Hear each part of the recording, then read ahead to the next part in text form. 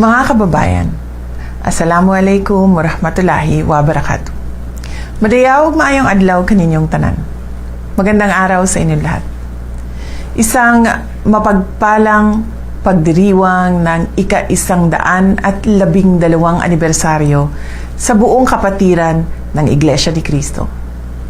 Sa loob ng mahigit isang siglo, ang INC ay nananatiling haligi ng pananampalataya at pagkakaisa sa ating bansa.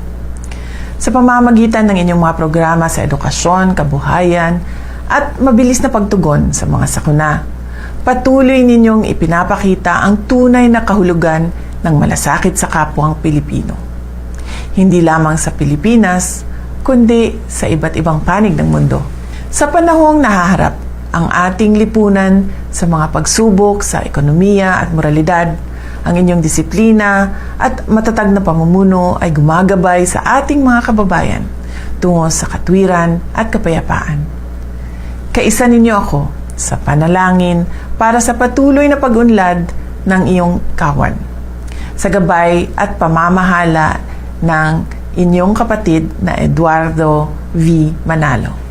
Naway magpatuloy ang INC bilang katuwang sa pamahalaan sa pagpapatibay ng karakter ng ating mamamayan at sa pagtataguyod ng mas ligtas at maunlad na bansa.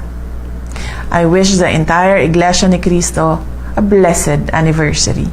May your shared faith and devotion continue to strengthen the foundations of our nation. Maligayang anibersaryo! Mga kababayan, mahalin natin ang Pilipinas. Ibalik natin ang tapang at malasakit.